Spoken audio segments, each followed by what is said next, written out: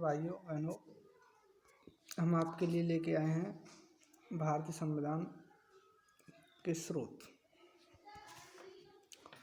देखिए, एक तरफ इसमें लिखा गया है भारतीय संविधान के स्रोत और दूसरी तरफ लिखी गई हैं ली गई विशेषताएं। नंबर 1 है कहाँ से लिए गए हैं। स्रोत है 1935 का भारत शासन अधिनियम। इससे क्या क्या लिया गया है वो इस प्रकार है। भारतीय संविधान में इससे 2/3 प्रावधान लिए गए हैं। पहली जो विशेषता है वो है संघानात्मक योजना, इसी से ली गई है। राज्यपाल का पद इसी से लिया गया है। न्यायपालिका की शक्ति ली गई है। लोक सेवा आयोग, आपातकालीन प्रावधान भी भारत शासन अधिनियम 1935 से लिया गया है। दूसरा स्रोत है आयरलैंड के संविधान का। इस आयरलैंड के संविधान से आपको राज्यसभा में सदस्यों का नामांकन, राज्य के नीति निर्देशक तत्व, राष्ट्रपति के निर्वाचन की पद्धति ये ली गई है। अमेरिका का संविधान से क्या क्या लिए गए हैं वो इस प्रकार है। जनहितवाद PIL ली गई है। मौलिक अधिकार लिया गया है, फंडामेंटल राइट। स्वतंत्र न्यायपालिका ली गई है। न्याय पुनरावलोकन का सिद्धांत लिया गया है। राष्ट्रपति पर महाभियोग यहीं से लिया गया है। उपराष्ट्रपति का पद लिया गया है। उच्चतम एवं उच्च न्यायालयों के न्यायाधीशों को हटाने की प्रक्रिया भी आपके अमेरिका के न्याय संविधान से लिया गया है। ठीक है, अब बात आती है ब्रिटिश संविधान से क्या लिया गया है। इंग्लैंड के संविधान से कानून निर्माण की प्रक्रिया ली गई है। संसदात्मक सरकार ली गई है। कानून का शासन लिया गया है। एकल नागरिकता ली गई है। कैबिनेट व्यवस्था ली गई है। प्रोगेटिव रिट ली गई है। प्रोगेटिव रिट, संसदीय विशेषाधिकार एवं द्विसदन पद्धति ली गई है। कनाडा के संविधान से निम्न बिंदु लिए गए हैं। नंबर 1 है संघानात्मक व्यवस्था। नंबर 2 ली गई है सशक्त केंद्र वाली संघानात्मक व्यवस्था, अवशिष्ट शक्तियों का केंद्र में होना, केंद्र द्वारा राज्यों की अनुमति, केंद्र द्वारा राज्यपालों की नियुक्ति ली गई है। सर्वोच्च न्यायालय सलाहकारी न्यायालय होना है, ये पॉइंट यहाँ से लिया गया है। ऑस्ट्रेलिया के संविधान से क्या क्या लिया गया है। समवर्ती सूची, व्यापार एवं वाणिज्य और समागम की स्वतंत्रता। संसद के दोनों सदनों की संयुक्त बैठक ऑस्ट्रेलिया के संविधान से ही ली गई है। जापान के संविधान से क्या लिया गया है। विधि द्वारा स्थापित प्रक्रिया ली गई है। पूर्व सोवियत संघ रूस का संविधान से क्या क्या लिया गया है। मूल कर्तव्य, फंडामेंटल ड्यूटीज एवं प्रस्तावना में समाजवाद एवं न्यायिक दर्शन, समाजवाद एवं न्यायिक दर्शन। अब न्यायिक दर्शन में कौन कौन सी चीज़ें आती हैं। सामाजिक, आर्थिक एवं राजनीतिक न्याय, ये तीनों सामाजिक दर्शन कहाँ से लिए गए हैं। रूस के संविधान से। फ्रांस के संविधान से गणतंत्र शब्द, प्रस्तावना में स्वतंत्रता, समानता एवं बंधुता ये लिया गया है। दक्षिण अफ्रीका के संविधान से संशोधन की प्रक्रिया, संविधान में संशोधन होता है, अमेंडमेंट होता है, वो प्रक्रिया ली गई है। और राज्यसभा में सदस्यों का निर्वाचन लिया गया। राज्यसभा में जो सदस्य होते हैं, ठीक है, उस सदन में उसके सदस्य किस तरीके से निर्वाचित होते हैं वो प्रक्रिया यहाँ से ली गई है। जर्मनी के वाइमर संविधान से आपातकाल के दौरान मूल अधिकारों का स्थगन होना, ये मोस्ट इम्पोर्टेंट है कि आपातकाल के दौरान मूल अधिकारों का स्थगन होना कहाँ से लिया गया है। ये टॉपिक, ये क्वेश्चन बहुत बार पूछा गया है। जर्मनी के वाइमर संविधान से लिया गया है। अब हम टॉपिक है भारतीय संविधान विकास एवं प्रक्रिया उसकी। किसी देश का संविधान उसकी राजनीतिक व्यवस्था का वह ढांचा प्रस्तुत करता है जिसके अंतर्गत उसकी जनता शासित होती है।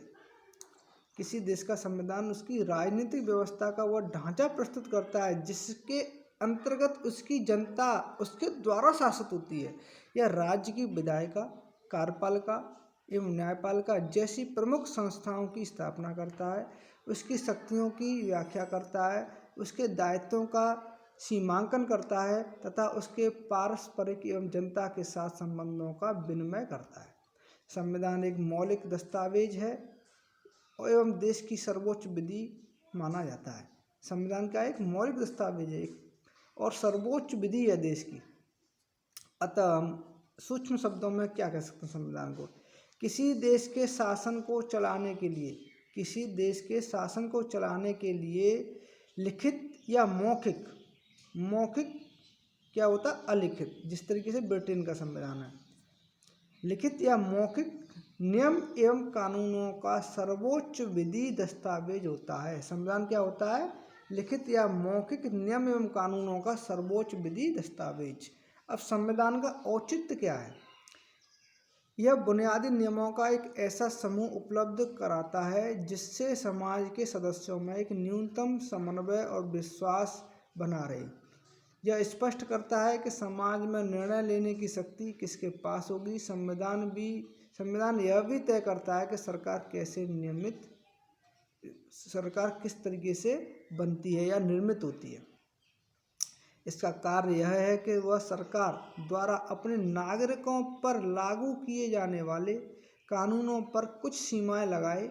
ये सीमाएं इस रूप में मौलिक होती हैं कि सरकार कभी उसका उल्लंघन नहीं कर सकती, अर्थात सरकार बनने के बाद अब मनमानी नहीं करे। इस तरीके से कुछ नियम और कानून संविधान के द्वारा बनाए जाते हैं जिससे जनता का शोषण नहीं हो। यह सरकार को ऐसी क्षमता प्रदान करती है जिससे वह जनता की आकांक्षाओं को पूरा कर सके। जैसे आपके मूल कर्तव्य हैं, डीएस आपकी वो राज्य के नीति निर्देशक तत्व हैं, उनसे क्या है, नीति निर्देशक तत्व राज्य को बनाने पड़ते हैं और वो राज्य का एक उत्तरदायित्व है कि वो उनको पूरा करे।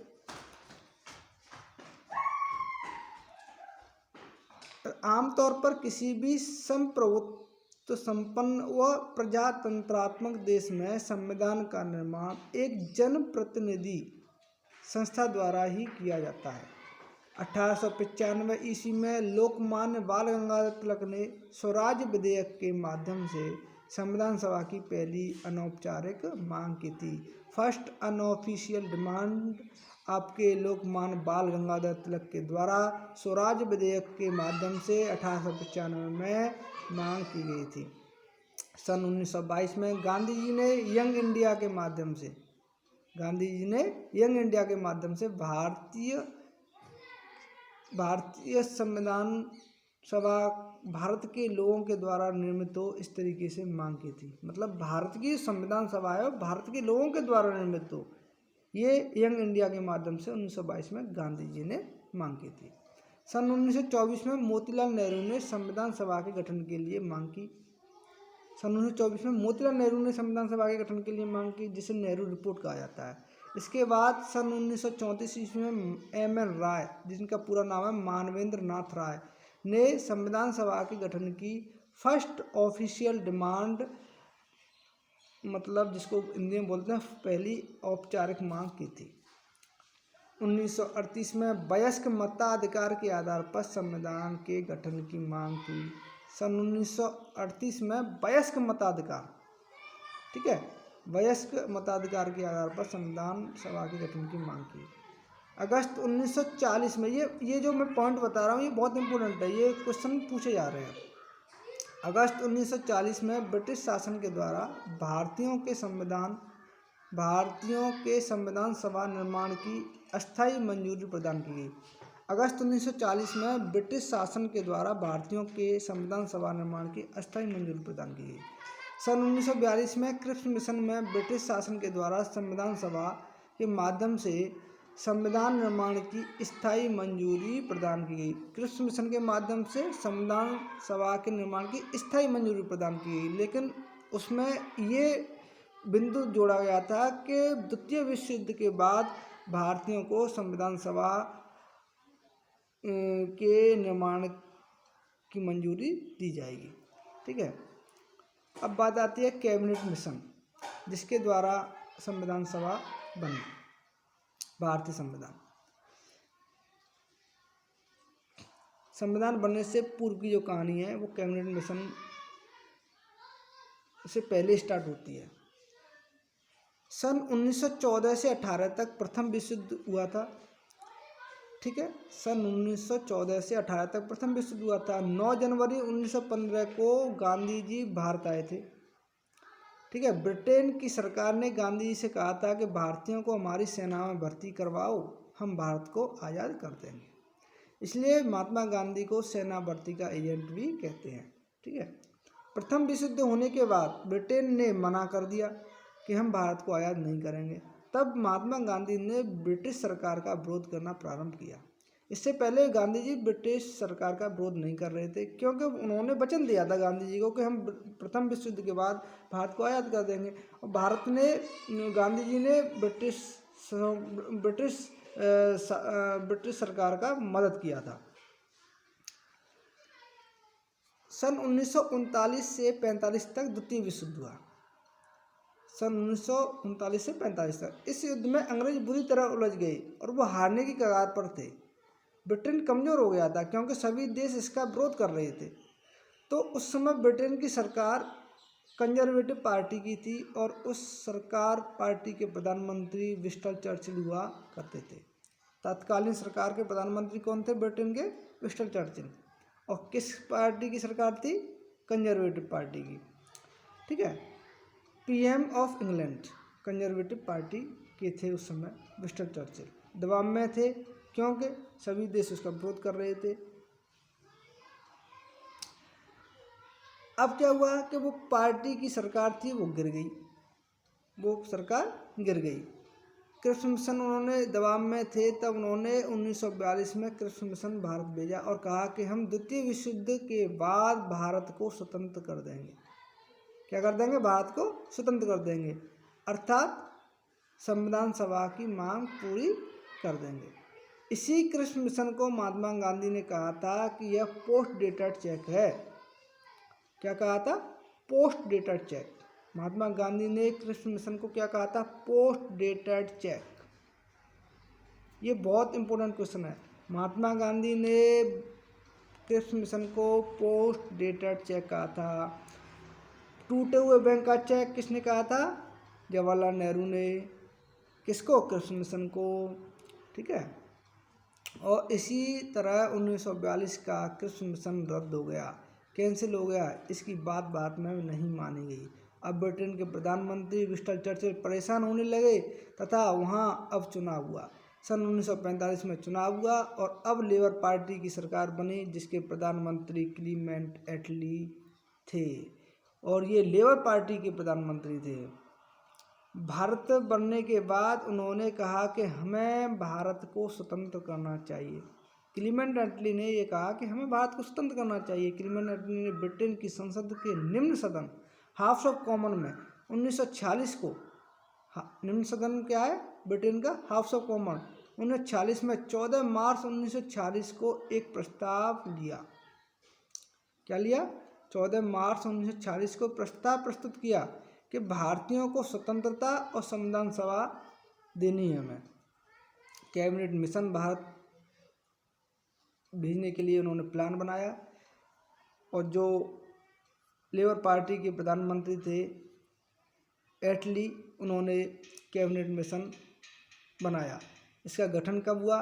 15 जनवरी 1946 को। कहाँ हुआ? एटली के द्वारा इंग्लैंड में। हाउस ऑफ कॉमन में प्रस्ताव पारित कब हुआ? 14 मार्च 1946 को। देखिए अब ये इसमें 3 डेट आ रही हैं कि गठन 15 जनवरी 1946 को हुआ, हाउस ऑफ कॉमन में प्रस्ताव 14 मार्च 1946 को हुआ, भारत आगमन कब हुआ? 23 मार्च 1946 को। भारत आगमन मतलब 23 मार्च को कराची आ गया था, लेकिन भारत आगमन कब हुआ? 24 मार्च 1946 को। ये इम्पोर्टेंट पॉइंट है कि 23 मार्च को कराची आया था, लेकिन 24 मार्च को 1946 को भारत आया था। भारत में प्रस्ताव प्रस्तुत किया 16 मई 1946 को। कितनी डेट हो गई? 1, 2, 3, 4, 5 डेट हैं कि गठन 15 जनवरी 1946 को। हाउस ऑफ कॉमन में प्रस्ताव कब हुआ? आपको 14 मार्च 1946 को। कराची कब आया? 23 मार्च 1946 को। भारत आगमन कब हुआ? 24 मार्च 1946 को। भारत में प्रस्ताव प्रस्तुत कब किया? 16 मई 1946 को। कैबिनेट मिशन भारत की आज़ादी के लिए पास था। इसमें 3 सदस्य थे, Patrick Lawrence, A.V. Alexander, Stanford Cripps. Stanford Cripps. तो भारत में कैबिनेट मिशन का प्रस्ताव 16 मई 1946 को प्रस्तुत किया गया। 16 मई 1946 को कैबिनेट मिशन ने अपने प्रस्तावों की घोषणा की। प्रस्ताव निम्न थे। संविधान सभा में कुल 389 सदस्य होंगे। इस सभा में ब्रिटिश प्रांतों के 292 प्रतिनिधि सदस्य होंगे। देशी रियासतों से 93 प्रतिनिधि होंगे एवं चीफ कमिश्नरेट से 4 सदस्य होंगे। प्रत्येक प्रांत से भेजे जाने वाले सदस्यों की संख्या प्रांत की जनसंख्या के अनुरूप होगी। 10 लाख की जनसंख्या पर एक प्रतिनिधि रखे जाने का विचार रखा गया। संप्रदाय के आधार पर प्रतिनिधियों में सिख, मुस्लिम एवं सामान्य प्रतिनिधि होंगे। प्रत्येक वर्ग के प्रतिनिधियों के निर्वाचन के लिए प्रांतीय सभा के संबंधित संप्रदायों को चुनने का अधिकार होगा। प्रत्येक वर्ग के प्रतिनिधियों के निर्वाचन के लिए प्रांतीय सभा के संबंधित संप्रदायों को चुनने का अधिकार होगा। देशी रियासतों के प्रतिनिधियों का चयन रियासतों के प्रमुखों के द्वारा किया जाना था। प्रांतों के लिए अलग संविधान की योजना थी, जिसमें कहा गया था कि 3 प्रकार के प्रांत होंगे: हिंदू प्रांत, मुस्लिम प्रांत एवं उत्तर पूर्वी प्रांत के प्रतिनिधि अपना अलग अलग प्रांतों का संविधान बनाएंगे। इसके बाद संघीय संविधान बनाया जाएगा। इसे लागू नहीं किया गया। पाकिस्तान पृथक संविधान सभा की घोषणा हो गई थी। भारतीय राज्य व्यवस्था एवं संविधान। विश्व का पहला लिखित संविधान अमेरिका का 1789 ईस्वी में बना। एशिया का पहला लिखित संविधान जापान का 1860 में बना। विश्व का पहला लिखित संविधान अमेरिका का है 1789 ईस्वी में। एशिया का पहला लिखित संविधान जापान का है 1860 में।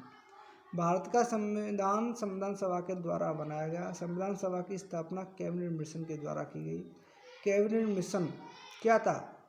कैबिनेट मिशन संविधान सभा, ग्रुप ऑफ पीपल्स, ठीक है। कैबिनेट मिशन ने संविधान सभा बनाई, ठीक है। पाकिस्तान की संविधान सभा 26 जुलाई 1947 को बन गई थी। पाकिस्तान की संविधान सभा कब बनी थी? ये पॉइंट है, नोटेबल पॉइंट। पाकिस्तान की संविधान सभा 26 जुलाई 1946 को बन गई थी। संविधान सभा क्या होता है? ग्रुप ऑफ पीपल थी। कैबिनेट मिशन स्थापना 15 जनवरी 1946 को लंदन में हुई। किसने के द्वारा? एटली के द्वारा। कैबिनेट मिशन की स्थापना ब्रिटेन के प्रधानमंत्री एटली के द्वारा हुई। कितने सदस्य थे? 3 सदस्य थे। कौन कौन से थे? Pethick Lawrence, A.B. Alexander, Stanford Cripps. Pethick Lawrence इसके अध्यक्ष थे। A.B. अलेक्जेंडर सदस्य थे। स्टैनफोर्ड क्रिप्स भी सदस्य थे। लेकिन देखिए, पैथिक लोटेंट ये इटली की सरकार के मंत्री थे। Pethick Lawrence. A.B. अलेक्जेंडर कौन थे? नेवी के मंत्री थे। स्टैनफोर्ड क्रिप्स कौन थे? व्यापार के मंत्री थे, ठीक है। ये भी पूछ लिया जाता है। कैबिनेट मिशन भारत का आगमन कब हुआ? 24 मार्च को। 23 मार्च को कराची से चला, 24 मार्च को दिल्ली पहुंचा। 16 मई 1946 को कैबिनेट मिशन ने अपने प्रस्तावों की घोषणा की, अर्थात रिपोर्ट प्रस्तुत की।